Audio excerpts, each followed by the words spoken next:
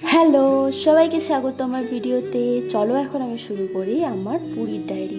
ভোর তখন 4টে, আমি আমার ঠাম্মা আর আমার গবেষণাদের টাটা দিয়ে চলে গেলাম এখন হাওড়ার উদ্দেশ্যে। মনের মধ্যে এক রাস আনন্দ, কারণ এই প্রথম একটা নতুন জায়গায় যাচ্ছি, তাও আবার তার ডাকে। আবার অন্যদিকে মনটা একটু ভার, কারণ ঠাম্মাকে আমরা বাড়িতে রেখে যাচ্ছি। এখানে দাদু, দিদা, ঠাম্মা একসঙ্গে থাকবে সবাই। যাই হোক, নতুন কিছু দেখার আশায় আমরা উঠে পড়লাম ট্রেনে। এখন ট্রেন চলতে শুরু করলো আর আমরা বাইরের দৃশ্য দেখতে দেখতে পৌঁছে গেলাম। আমরা ওখানে পৌঁছানোর পর দুপুর 3টের সময় গিয়েছিলাম সমুদ্রে স্নান করতে, মানে ওই ঢেউ খেতে আর কি। আর সেখান থেকে আসার পর আমাদের ফ্রেশ হতে হতে বেজে গেছে 5টা। এরপর সমুদ্রের পাড়ে বসেই আমরা সবাই মিলে খাচ্ছিলাম গল্প করতে করতে চাল ভাজা, যেটা আমরা বাড়ি থেকে নিয়ে গিয়েছিলাম। পরের দিন 7 সকালে আমরা চেক আউট করে ফেলি। তার কারণ হচ্ছে এই হোটেলটা ছিল ভীষণ অপরিষ্কার, আর সঙ্গে ওদের ম্যানেজমেন্ট বিহেভিয়ার খুব খারাপ।